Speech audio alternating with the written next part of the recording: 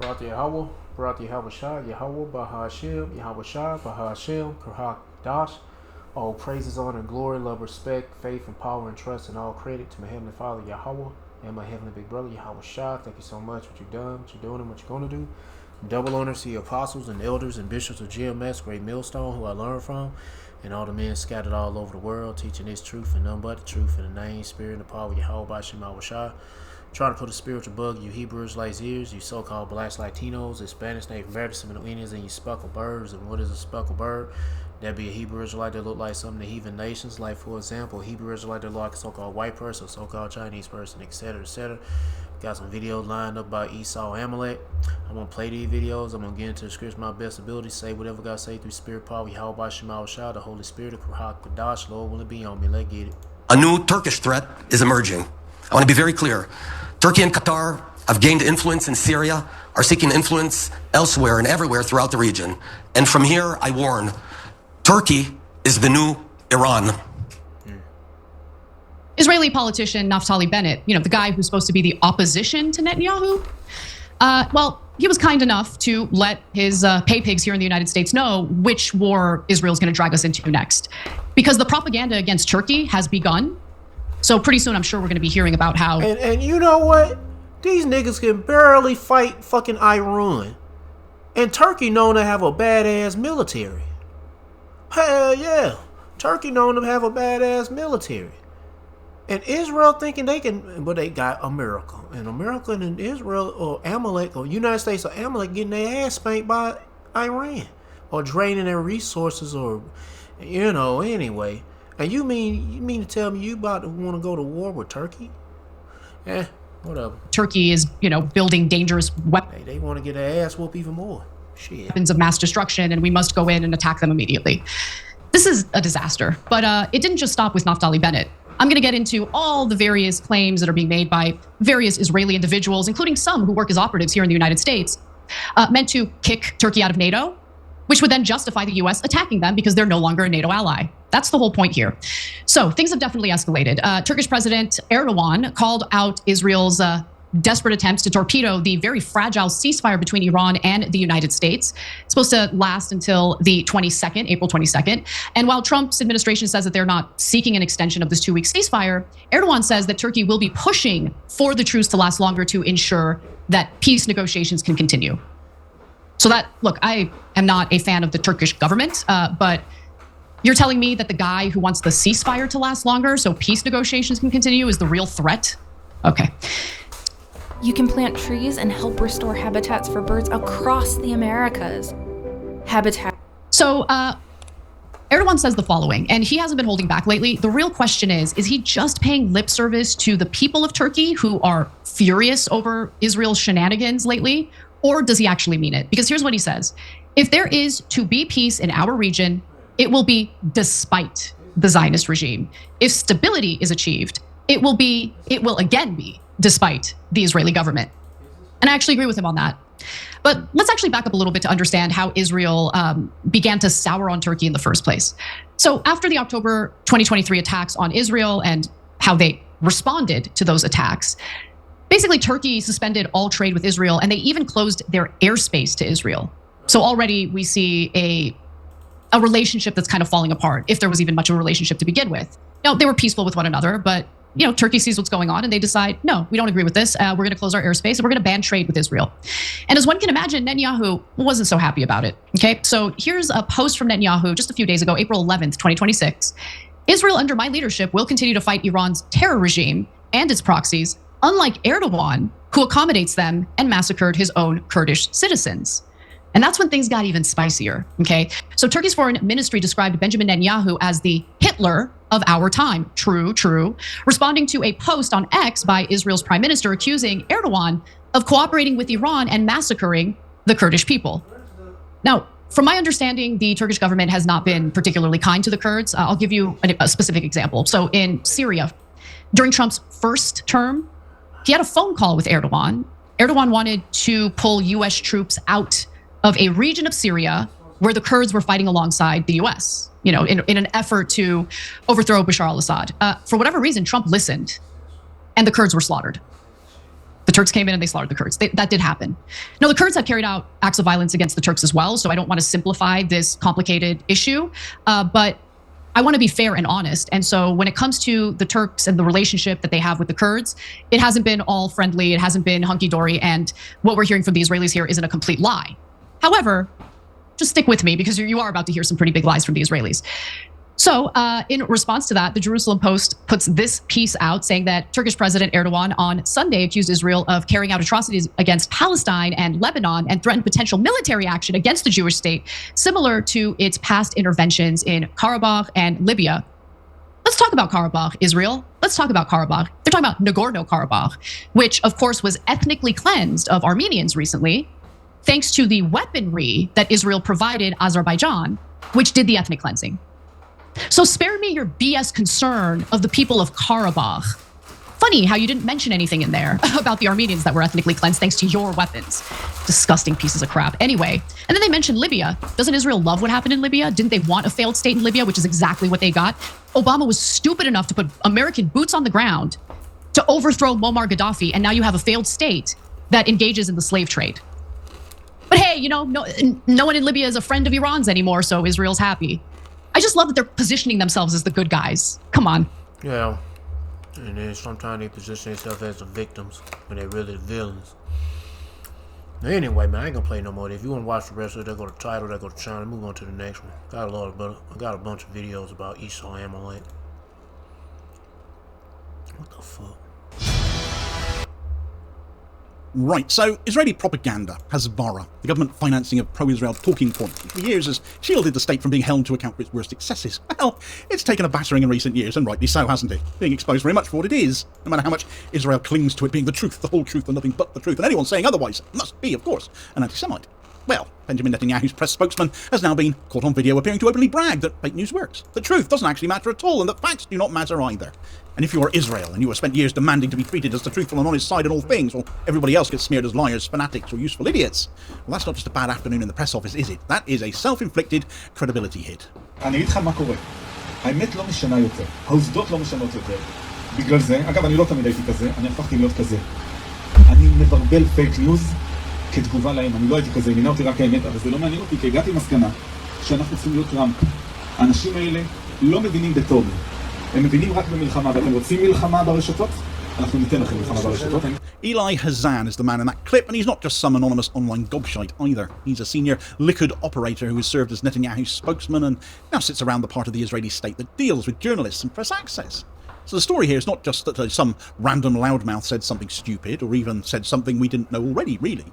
The story is that a man from inside Netanyahu's media machine itself has now said the quiet part out loud, thrown Hasbara under the bus, admitted the truth of it all, and as such, Israel doesn't just look dishonest on one story, it looks dishonest in every single story it's ever published, and will likely cough up next, when a major comms official says on camera that the truth literally doesn't matter to them.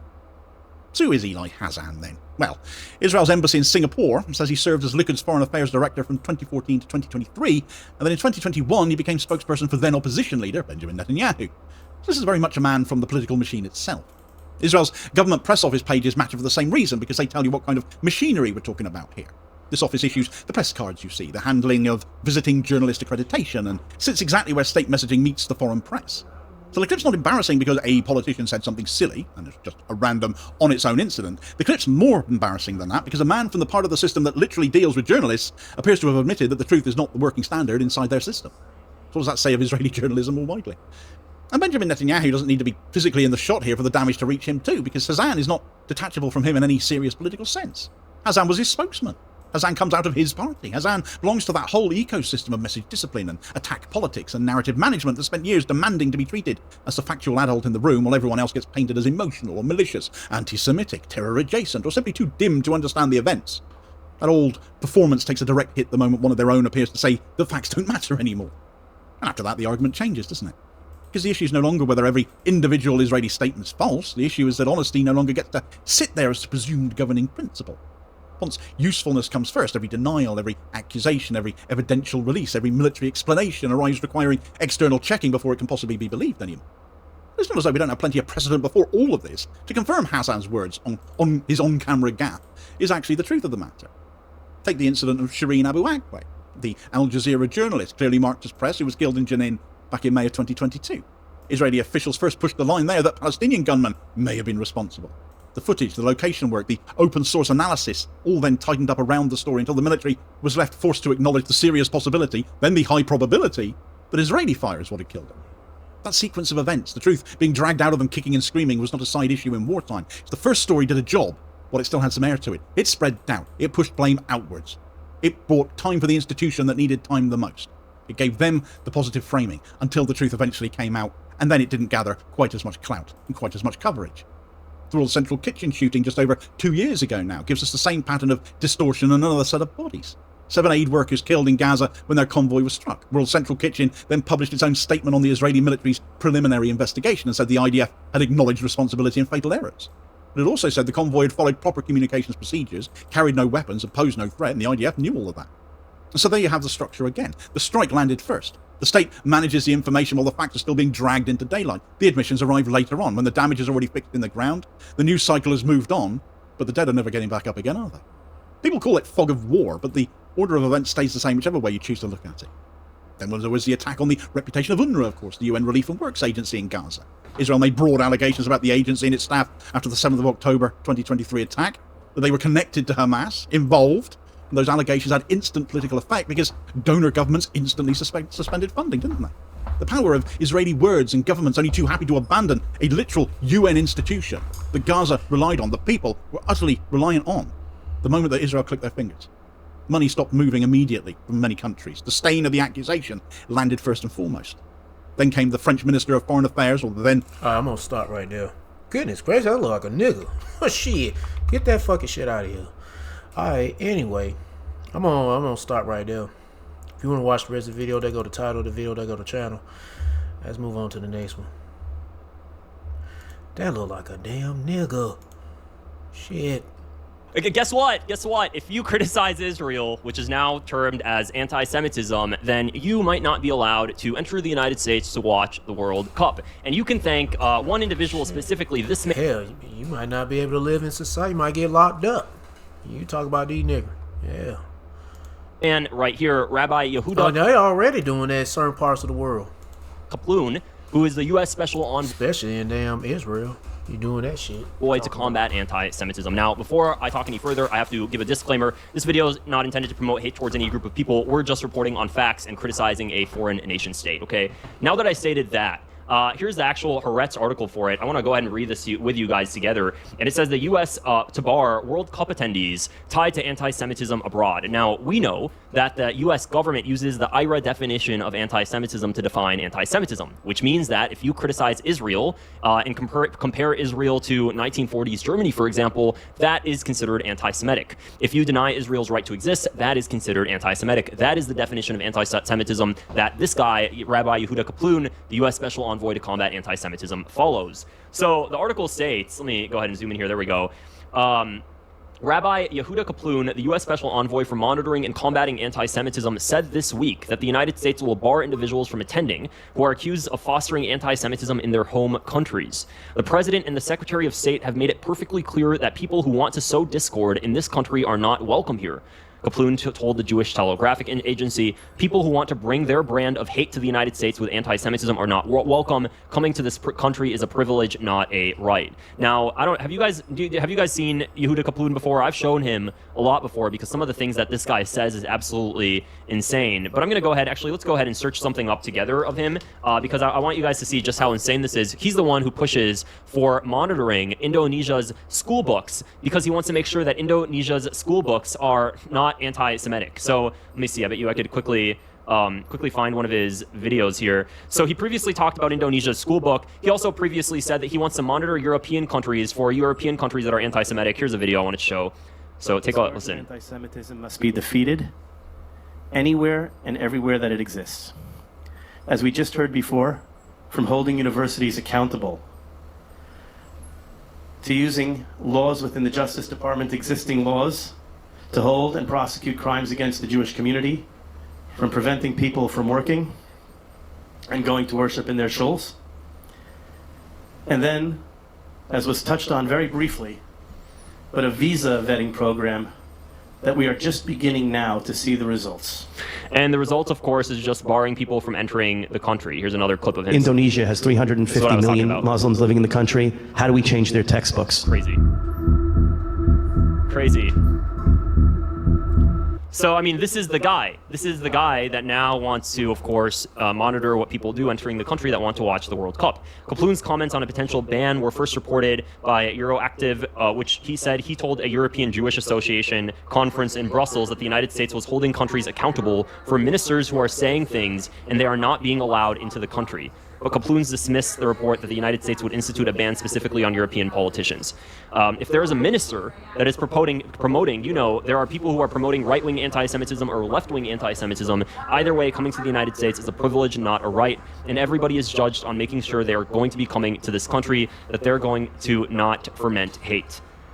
Wild. And of course, Yehuda Kaploon is the Trump administration's U.S. Special Envoy to combat anti-Semitism. So, I mean, no holding back now. No holding back now. The government that is, really runs this country here, it's a government that basically works for the interests of Israel, that shuts down criticism of Israel, that makes it as difficult as possible for people to engage in normal daily life if they criticize Israel, and cuts off total diplomacy with other countries based on how much they like or dislike Israel. That is the U.S. government today. That is the government we have under the Trump administration. Very evidently, not as if other prior administrations were not just as bought out for Israel, but to this degree, this is something pretty insane. I mean, the president is sending a very strong message. Think about it. Ironically, I get off a plane. I am the president's representative, and I'm walking off with the yarmulke, and I have kosher food, and embassies will have kosher food. It is a game changer. The appointment is a game changer, and it's not about history. It's about education. And how do we educate? Indonesia has 350 million Muslims living in the country. How do we change their textbooks? How do we hold the people in Gaza accountable that if America is paying for UN textbooks and supposedly the changes are made, why are those textbooks not being used and why are they using their old textbooks?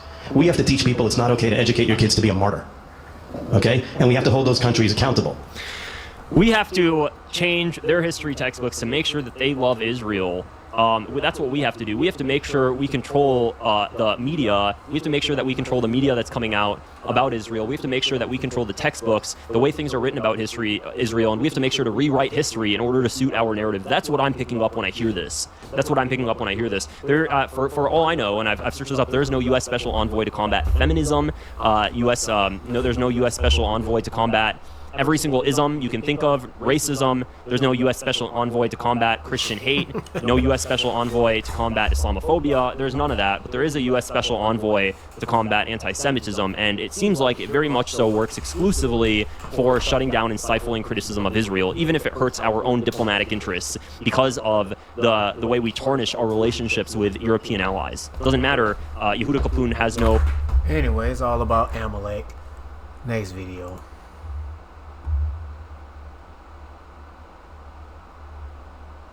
Israel has lost one of its key allies in the European Union, and this actually does matter a lot because now legislation that was previously blocked by Viktor Orban, previous leader of Hungary, can now actually advance because no other country was actually vetoing such legislation, really aside from him. So this is major developments happening in Europe right now, and not just because of this, but also because recently, just yesterday, I believe, Italy came forward and stated they're not going to be renewing their defense agreement with Israel because of Israel's actions in Lebanon. So this is a political article that's coming out, and if you guys have been following me for a while, you know I've been working a lot, and I've been doing a lot of legal work, or previously was, and now I can finally start it back up again with lawyers and sanction attorneys to sanction violent settlers in the occupied West Bank.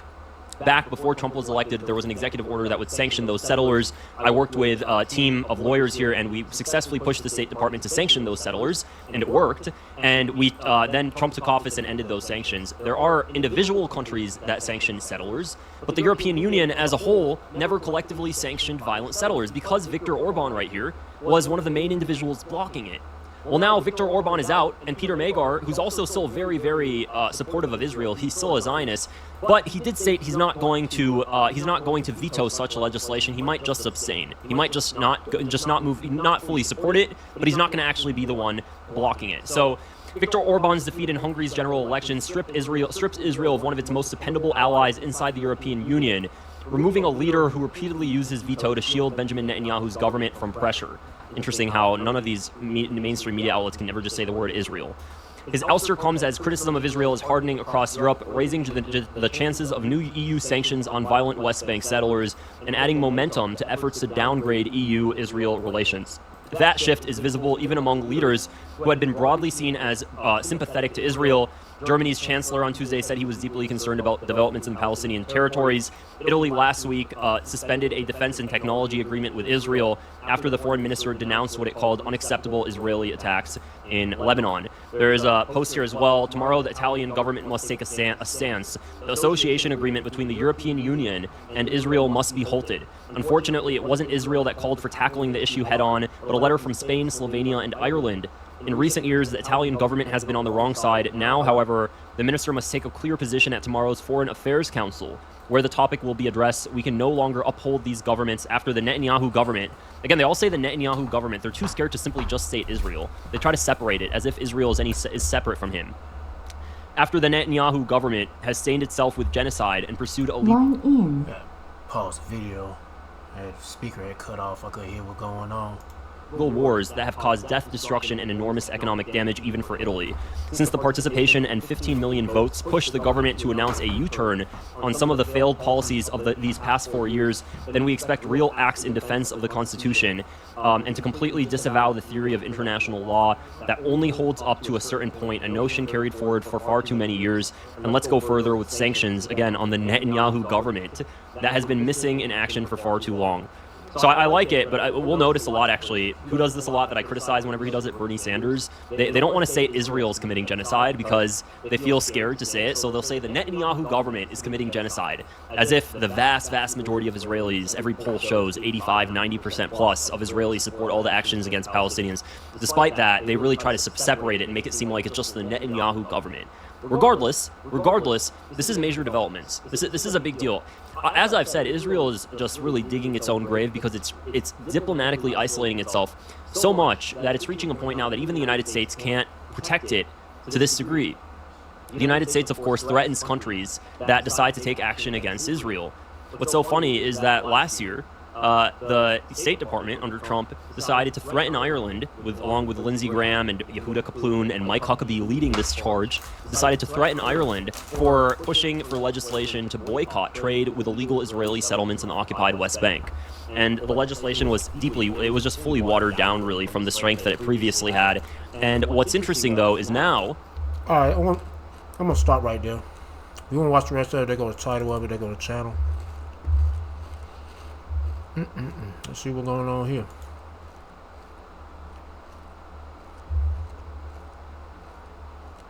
Yesterday, the Isaac Accords were officially signed between the Israeli government and Argentina. It's basically a spin-off of the Abraham Accords in the Middle East, but in Latin America. And the goal is basically to make as many Latin American countries as Zionists as possible, as quickly as possible. So Israel's foreign ministry account on X stated, historic moment for Israel and Argentina and Jerusalem with the launching of the Isaac Accords inspired by President Trump's Abraham Accords. Thank you, Ambassador Huckabee, for being with us and for your clear, strong, principled words. Take a quick listen to this. And the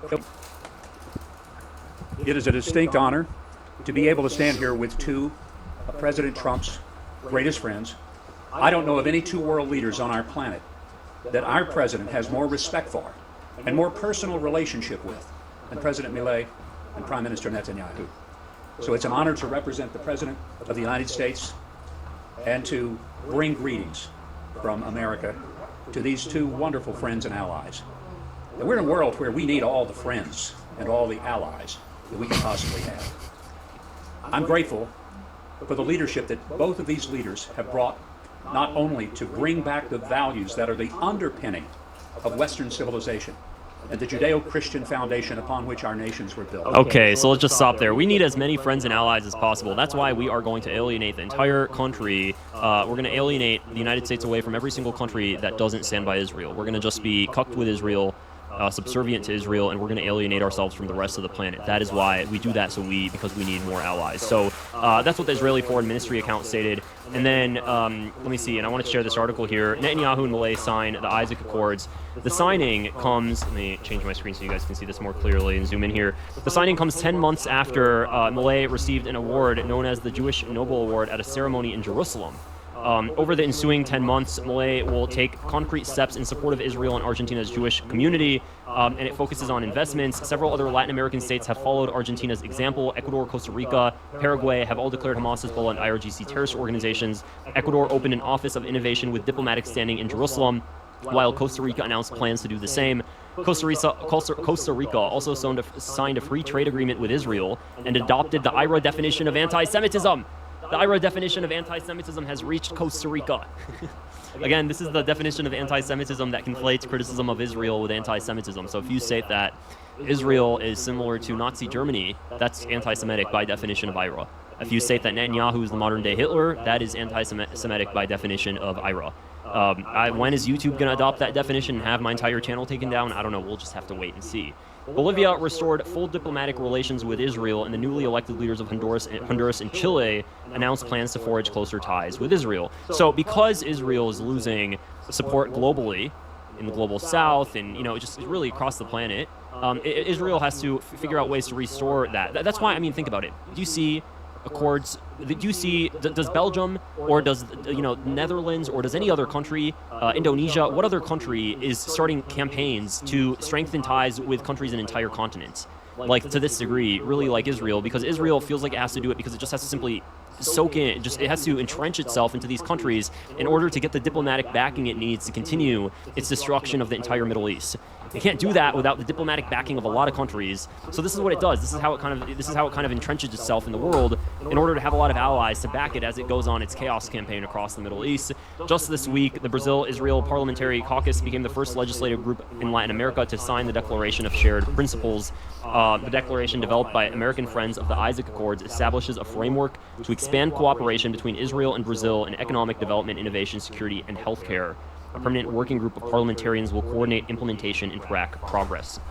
So not everybody is so happy about this. Not every Argentinian is so happy about this. Never in my 68 years, this is coming from an Argentinian, have I felt such repugnance, and why not say it, hatred of the deepest part of my being towards a president. And I've lived through several civilian and military ones. I can't even bear to hear him anymore. Hell, that president, he a small hat too.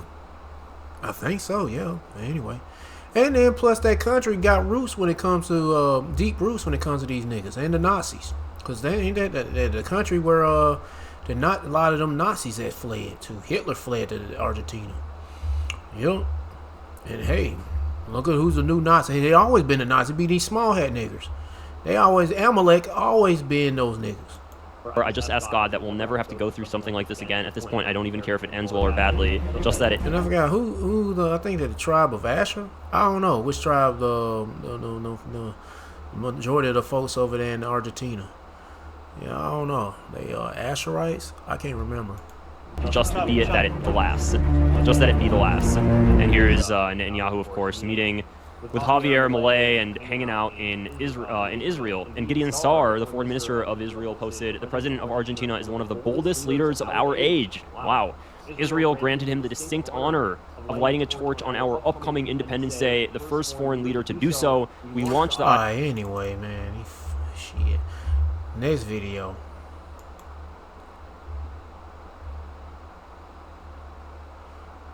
Sorry if I ain't getting into no scriptures right now. I'm doing one thing on one side of the room and I'm doing something else over here. I'm trying to hear what's going on, but yeah, multitasking.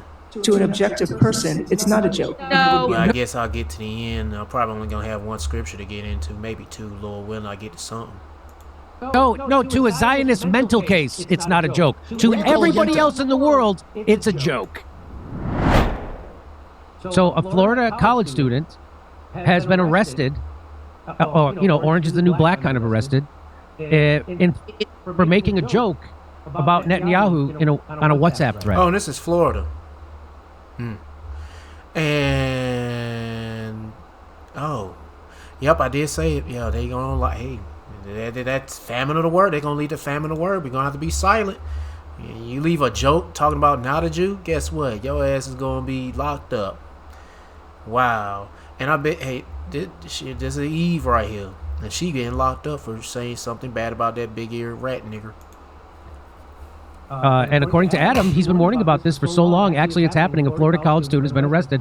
So you want to hear the news report about it? Here, I'll play you the news report. It's unfortunate because I'm assuming she's a senior and going to graduate soon, and now this is going to jeopardize her ability to graduate. A 23-year-old FIU student charged with a felony over messages she wrote in a school group chat. Gabriela Saldana facing a judge. Yeah, no. I guess a Northern Kingdom woman. And now she's locked up for saying mean things about the fake Jews.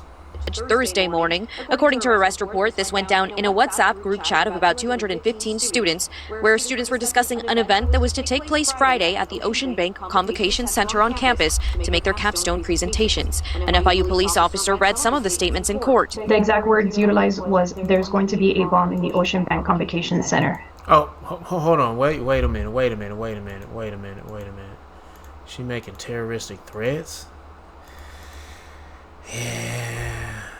Make their capstone presentations. An FIU police officer read some of the statements in court. The exact words utilized was, "There's going to be a bomb in the Ocean Bank Convocation Center, and it's going to be at Jonathan's fault," one of the members in the chat. 7 News obtaining some bits of that chat. It seemed the student wanted the event rescheduled and wrote, quote, "Netanyahu, if you can hear me, drop some bonbons for us capstone students in Ocean Bank Convention Center." Hold on. Is that what that woman, the judge didn't say it like, oh, I don't know. So that's an obvious joke.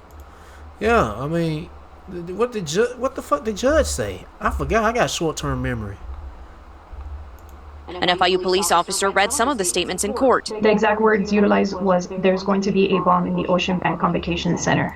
No, it ain't. She didn't say that. Lying bitch. And she probably Amalek too. And it's going to be at Jonathan's fault, one of the members in the chat.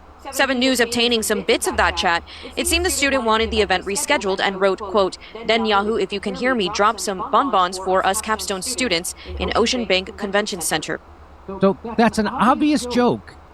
Drop some. She didn't even say bombs. She said bonbons. Right. And which that's a delicate. What is bonbons? That's a dessert, right? A bonbon. Yeah, it's a like ice cream. So they just making up shit on her. They just saying bombs, bonbons. Hey man, they just making up bullshit. It's like, look man, these niggas got to get the fuck out of here, man. Inside chocolate or something. Yeah, something. she didn't even use the term bomb. She didn't even say in the text. She didn't even, or the Instagram, whatever message it was. Didn't even say exactly what the judge saying something. She's saying, making a whole nother sentence. These lying scumbag niggers. Obvious joke. That's how crazy it's gotten. So you got DeSantis as the governor, and you got guys like Randy Fine. By the way, we're going to have Dan Bilzerian on Wednesday, 4 p.m. Pacific time. Can I tell you what the judge, Mindy Glazer, ruled? That it was probable cause, stating that an objective person would view the messages as a credible threat. What? Like somehow this girl has the ability to make Benjamin Netanyahu drop bombs on their school? That's the craziest. That is the farthest thing away from objective reality. Judge Dingbat was saying, Judge Dingbat meant that because she's a dipshit Zionist, she feels nervous when people imply Bibi Netanyahu would bomb someone, and that puts her in danger as a Zionist. You know how they all don't feel safe when you criticize Bibi? Right, yeah.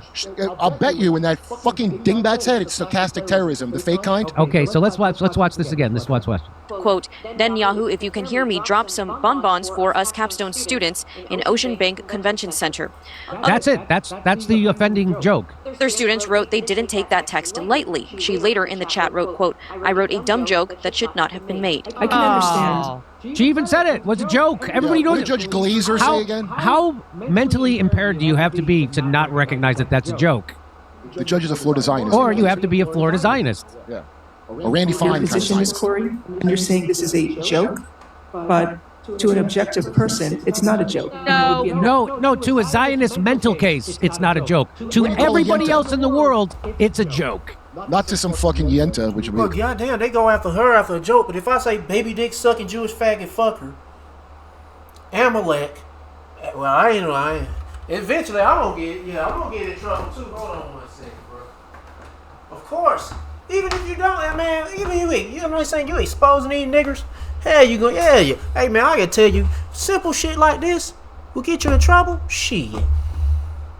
This shit can get you killed, too. Get you locked up or killed. If you say anything about these rat niggers. Oh my goodness. Anyway, well, it's that time, famine of the word, and plus, hey, gonna be a time to be silent. Ecclesiastes chapter 3, verse, I'll start with 1, and then after I read 1, I'll get down to 5. To everything there is a season, and a time to every purpose under the heaven. A time to cast away stones, a time to gather stones together, a time to embrace, and a time to refrain from embracing, a time to get and a time to lose, a time to keep and a time to cast away, a time to rend and a time to sow, and a time to keep silent, and a time to keep silent, bruh. If they saying this shit, hey man, if she, get the fuck out of here. Get the fuck out of here. Why I hate this fucking world so much, and you fucking devils. Fuck you motherfuckers, man. And a time to speak, a time to love, and a time of hate. Shit, and I'm the biggest hateful motherfuckers in the world. They want to talk about some hate speech, locking people up. These motherfuckers murdering people, just blunt. Oh yeah, that video. Hell, these motherfuckers running people over out of hate with a tank, running people over with bulldozers out of hate. They don't give a fuck. See what I say? The earth is given to the hands of the motherfucking wicked. I hate these motherfuckers, man. Fuck you motherfuckers. This is what I'm saying. This is a bunch of bullshit, nigga. But you know, we got to deal with it because, hey man, the Lord gave it to these niggas, and the Lord gonna take it away when he raise up certain men. But man, I fucking hate these motherfuckers. And all you punk ass Christians, wait till they come after you. And they see how they was. What did they do not too long ago with a Jeebus statue? They smashed that bitch with a fucking sledgehammer. And they want to tell you, you want to depend. You know, these motherfuckers want to come to these motherfuckers' aid to fight against anti-Semitism. Then they have the nerve to smash your Jeebus and Jeebus with a fucking sledgehammer. But it was a statue though.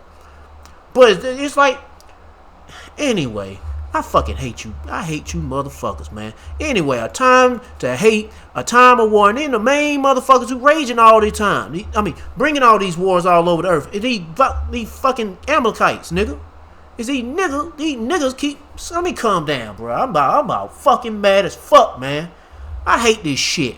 Now, time for peace. Ain't no time of peace with these devils in rulership, and ain't damn sure ain't no time of love when these devils in rulership. All they know but hate and war. And them motherfuckers say that I'm hateful. Look what these niggas are doing. They killing people, murdering people, dropping bombs on people. But you live in a society where you calling out the wicked, you calling them out, and they look at you like something wrong with you. But it's okay for these motherfuckers to do some fucked up shit. What the fuck? What the fuck? And you want to say I'm hateful? Or any other prophets of the Lord speaking out against these devils is hateful? We ain't dropping bombs on nobody. We ain't hanging nobody. We ain't lynching nobody. We ain't goddamn doing none of this wicked ass shit.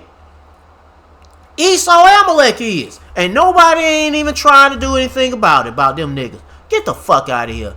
What all you fucking punk ass Christians that coming after Hebrew Israelites preaching and teaching? Either they preaching and teaching in the name of Jesus, which that's no, you supposed to be preaching and teaching in the name of Yahweh Shema Shah. You going after Hebrew Israelites out there prophesying, teaching on the streets, wanting their people to get right. But what are you saying about these motherfuckers? You ain't saying shit.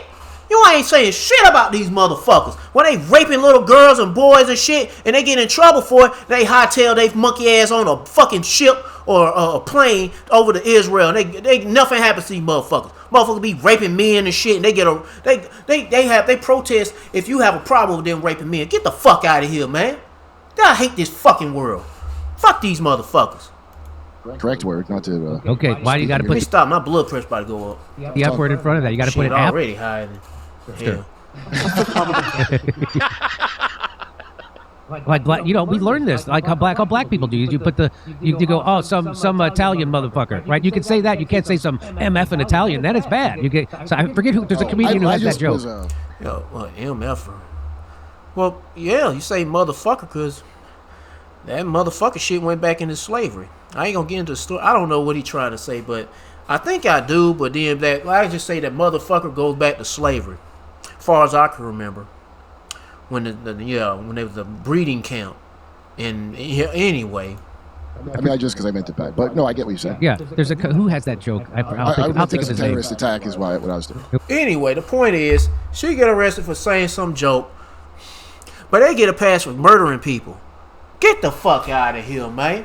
Get the fuck out of here. And the United States giving them aid to murder people.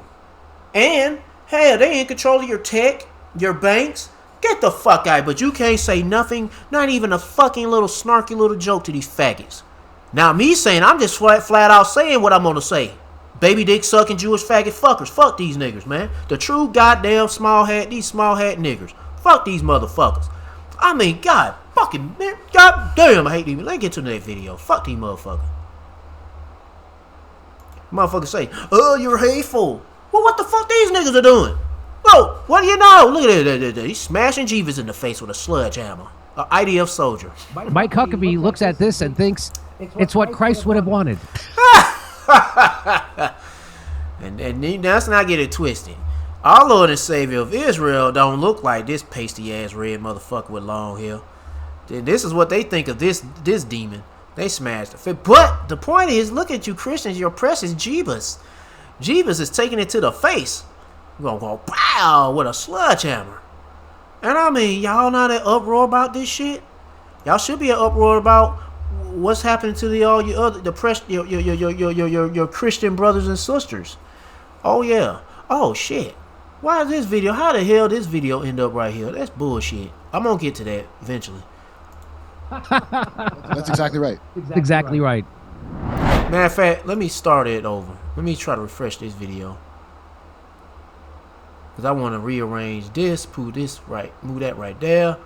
Because, you know, that's a small hat nigga.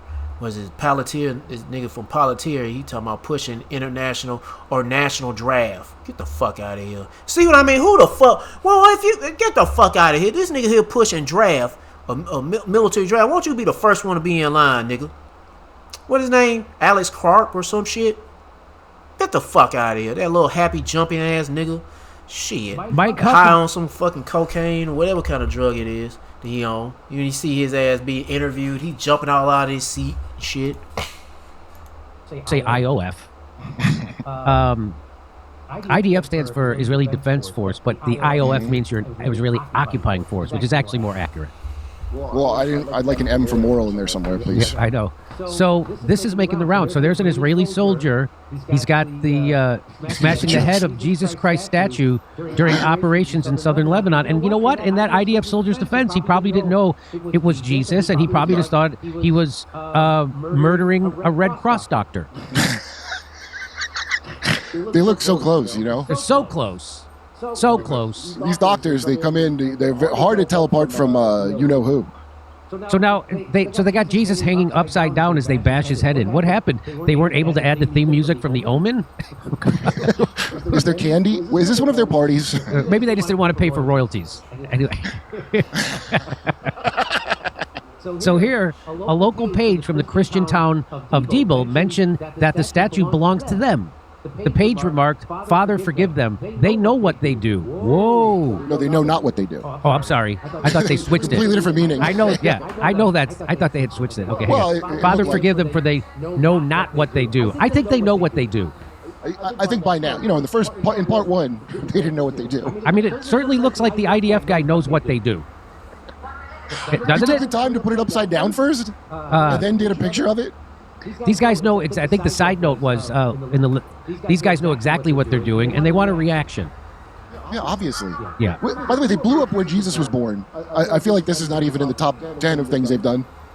Adam tweets out, a recent image shows an Israeli soldier smashing a statue of Jesus with a sledgehammer.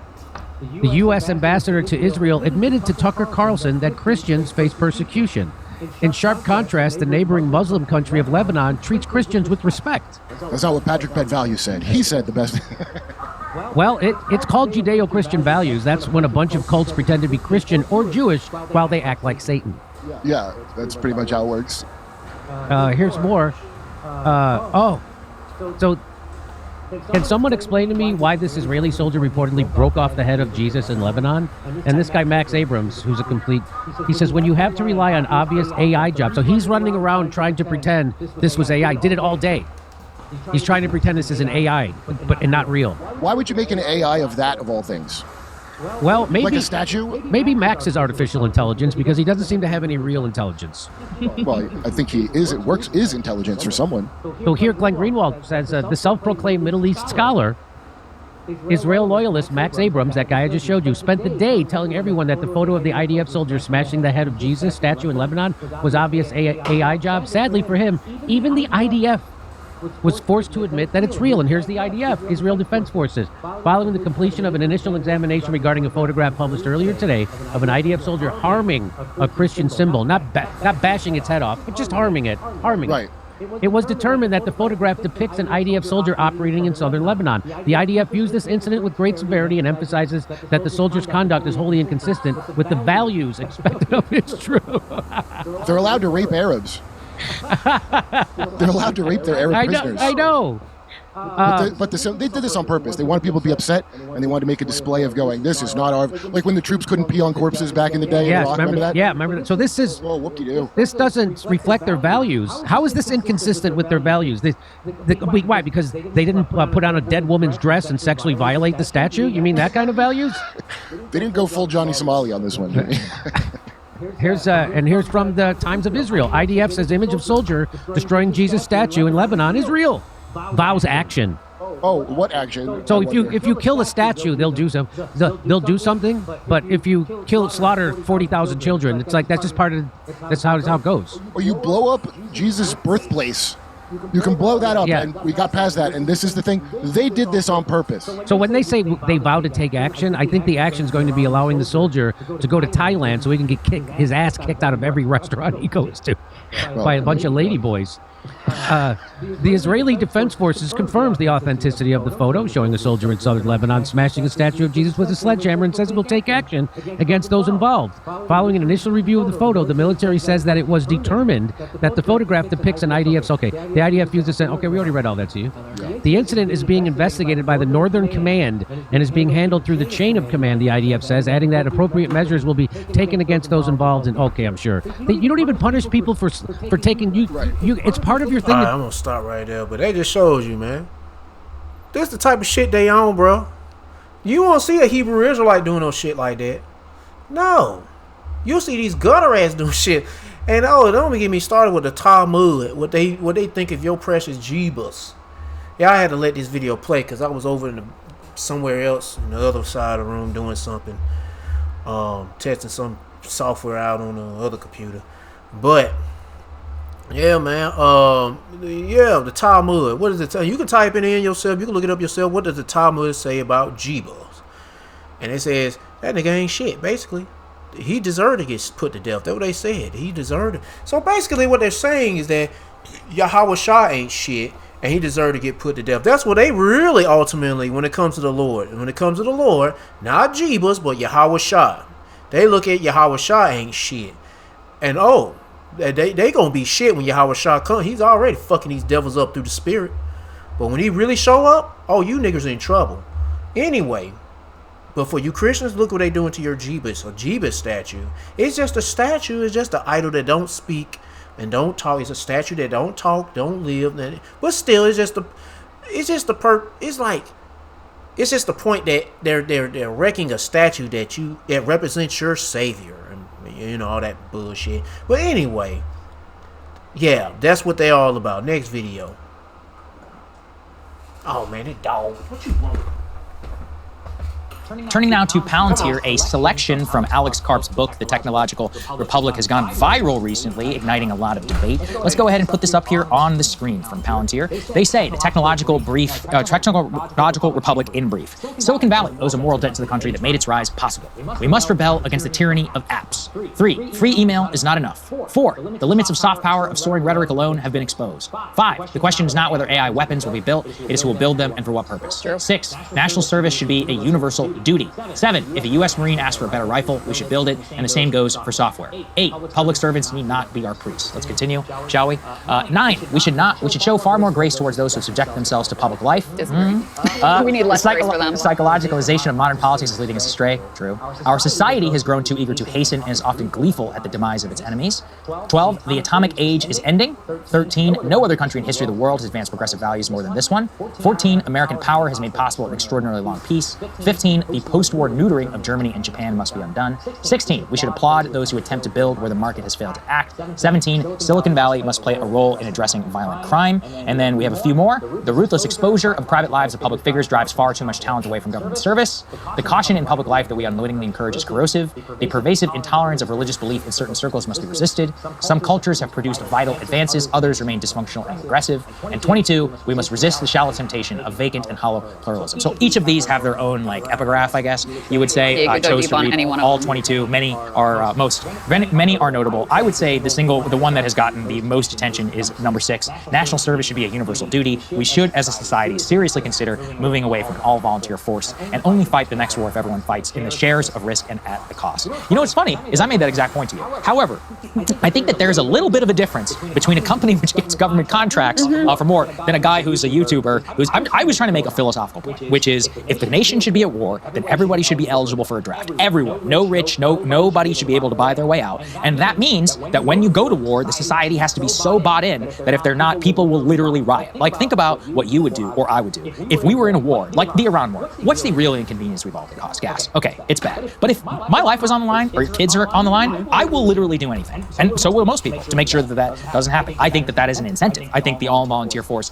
actually enables people to do these ridiculous foreign adventures like Iraq and Afghanistan and basically bribe working-class Americans who may or may not know better, who get tricked or whatever into doing it, and then they go over and they have no idea even necessarily what they've signed up for, or they're in too deep once it's already happened. So that's why I think that's a real different story for me to say that compared to Then a Palantir Palantir is saying. That's a little bit different. That's the other thing is you look at all of this and you're like, oh, that's very convenient for your bottom line. I'm sure you would love for Germany and Japan to fully remilitarize and destroy completely obliterate the end of World War II. Why do the leftists have so much beef with that one? I agree with that totally. Restore a non-nuclear Germany and Japan has turned them into U.S. vassals. Like Germany, especially Japan. Japan is way better off with nuclear weapons. Yeah. And we don't need to have all these bases over there. They can defend themselves against North Korea. Then we can just purely have a trading relationship. Obviously, I trust them. I think everybody else. I would give them a nuclear weapon. Well, here's the thing. Here's the thing: is the logic of the world that the U.S. has created argues in favor of basically every country using nuclear weapons. Do I think that is a good fit? No, I think it's terrible that we are now in an era where increasing nuclear proliferation is inevitable because of the logic that we have created. There's no doubt about that. Do I think that's a good thing? No, I don't think that's a good thing. And then to have it come again, I mean, I feel like I said a little bit the way you feel about the draft, which if there was a draft for a military technology company whose bottom line is dependent on us being in forever war and selling technology also to Israel and also to Germany and also to Japan and all these other countries, that they see as part of Western civilization or whatever, for their bottom line is dependent on that thing. And then, conveniently, they have a manifesto that argues in favor of endless war, never being able to coexist. Man, we need the Lord, man, because with this devil, man, there won't never be, everything will be dead. No peace on earth, never. Never no peace on earth. Shit. This nigga here. Anyway, we need Yahweh Shema Shah. I don't even know how many times we got to bring that up, but we really do desperately need Yahweh Shema Shah now. But let me get to this last video. There's one brother from Vegas with a GMS Vegas 144 Reloaded. Man, I hate this shit, bro. This shit need to come to an end. Let me go to the beginning. I ain't gonna play all the whole video, but hear the title of the video. Let me get to the title. Still nothing from the usual suspects. Vocab Christian hypocrites address the elephant. That's the elephant be the Amalek, the so-called Jews. But they're not Jews, they just Jewish. Hear the title of his video. Oh, the title of the channel of his channel. Anyway, hear the video. See, stories like this that's coming back to the forefront, it's just only proven further once that these Christians are not only hypocrites, but they're not as pious as they put off. I'm starting by giving all honor, all praise and glory to Yahweh, Bahasham, Yahushai, Bahasham, Rechakwadash. The abundance to the elder apostles and bishops of the great millstone that rule well. And as always, peace, blessings, and salutations to the tabernacle of David, the O4 elect, that are scattered abroad across the four winds of the earth. So I come across this story. This is about a woman. She's an 84-year-old pianist, and she was a so-called Christian. And on the last night of her existence, she had an encounter with an IDF soldier that ended up, shooting her. She ended up wounded in her leg. She fell to the floor, and they left her to bleed out. And I'm pretty sure that if anybody tried to come and actually help her, you was probably going to get threatened. They probably didn't give anybody permission to come and actually help this woman. This is supposed to be a devout Christian woman. But the IDF committed what most would call an act of hate, a hate crime against this old woman. So once again, how long are you Christians that attack us and you blame our teachings, our doctrine, and our faith, but then you stay very silent on these type of issues? This is, like I always say, the elephant. This is the loudest. All right, the elephant in that room of yours is screaming the loudest, and you're acting like you can't hear it. Now, some of these hypocrites, whether it be Vocab, Dave the Edomite, whoever, because we know that they're not going to say one word against these Zionists and those people over there that are carrying these things out. They're not going to take a stand on their platform. They're going to rather focus on the Israelites, because we preach in repentance to our people, and we're saying that we're the chosen people and not them. And we're saying that judgment, vengeance, all right, is going to happen because of these atrocities and acts that they're committing in the world. So they attack us for teaching this, all right, with scripture, while these type of incidences occur and you don't hear a peep from them. So I'm gonna play this this segment here. It's gonna tell you all about what happened with this situation, all right, and then we're gonna come right back. In the tragic events unfolding. Hold on, let me turn the Bluetooth off real quick.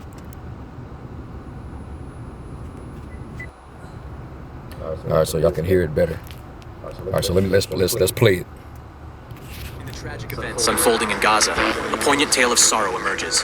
Ilham Farah, an 84-year-old devout Christian, met a horrifying end on the night of November 12th. So she's a so-called devout Christian. Vocab, you listening? All right. How about Dave the Edomite? You pet Pokemon Negro Christians that he throw out there like Pokeballs every time he show up to a Israelite camp. That one guy with the English accent that be trying to do videos, or Dwayne sees air, because this dude don't have the truth. All right, the Dwayne sees truth. That guy, that clown.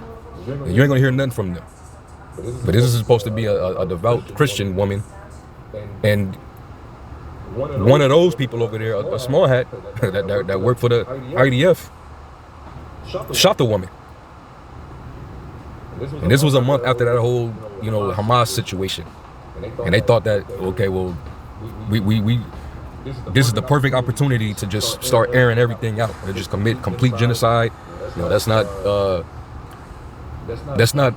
go for the civilians, people that have nothing to do with anything. Let's just go strictly for the soldiers.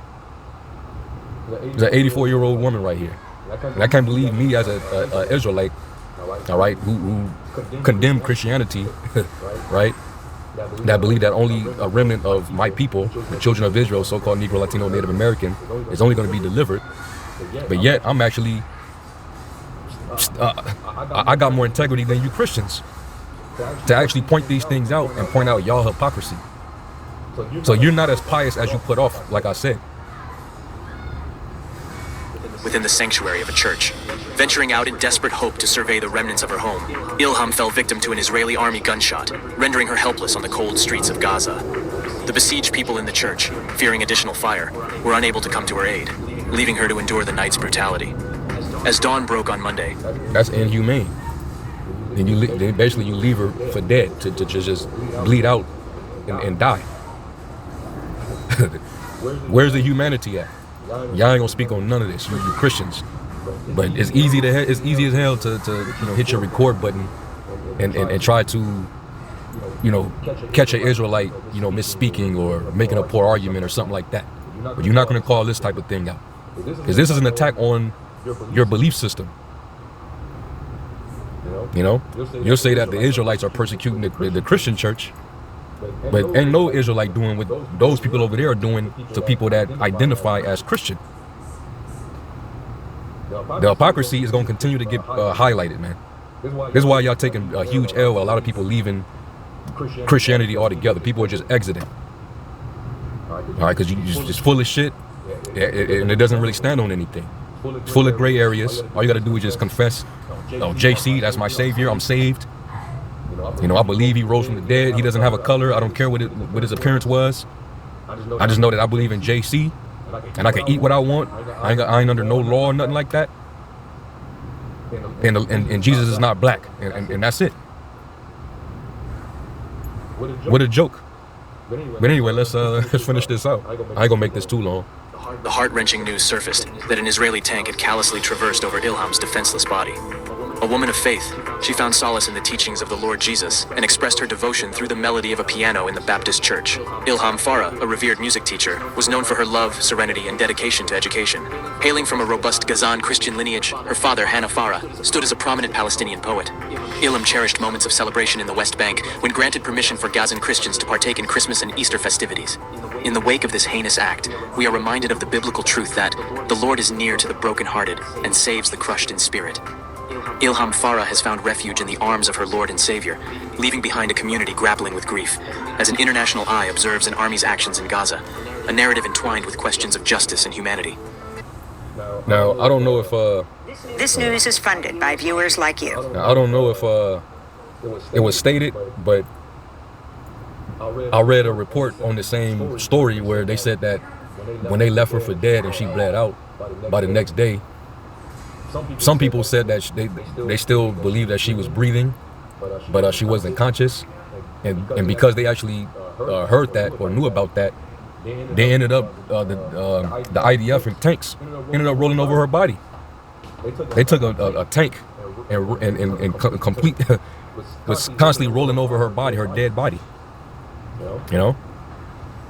So and we see that, you know, these devils, you know, this is how they are. You know, we've been telling you that, all right? That he's genocidal. He's murderous. All right. When you like, for example, right? Yesterday was what, the 19th, and they had that standoff like 33 years ago down there in Texas, and you know they had that whole standoff, and then it was a siege that went on for 51 days or something like that. It started as a raid, and then, you know, those cult Christians, you know, some of them returned fire against those agents. So they came back, the ATF, they came back with all those extra agents, the FBI, and they came back with full-blown tanks. And they was trying to get people to get up out of there, the Christians in there. They said, nah, we'd rather, you know, go out in the blaze, be a sacrifice, following after that demon, David Koresh. But I heard that. All right, I'm gonna stop right there. But these devils are being revealed. I'm about fucking tired of this shit. But anyway, earlier when I was just showing how angry I was, man, I'm fucking tired of this shit. Anyway, let me get to the scripture. 2 Thessalonians chapter 2 verse 8, and then shall that wicked be revealed, whom the Lord Yahweh Bahashem Yahushua shall consume with the spirit of his mouth with his prophets, exposing these devils, and shall destroy with the brightness of his coming, even him who is coming after the working of Satan with all power, signs, and lying wonders. And who is coming after the working of Satan with all power, signs, lying wonders? Esau, even so-called white man, but he ain't white, he's red, he's a baby dick sucking Jewish faggot nigger. Yep.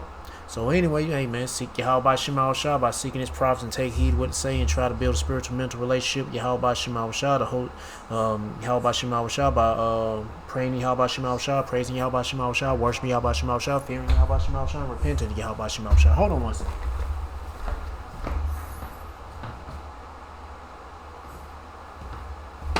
Yeah. To all the men out there pushing this truth and nothing but the truth in the name, spirit, and the power of Yahweh Shema Shah, keep on preaching, keep on teaching, keep your faith and trust strong, Yahweh Shema Shah, stay humble. And for you few sisters out there taking heed, keep your faith and trust strong, Yahweh Shema Shah, stay humble, stay in order with your man. If you ain't got no man, stay in order, Yahweh Shema Shah.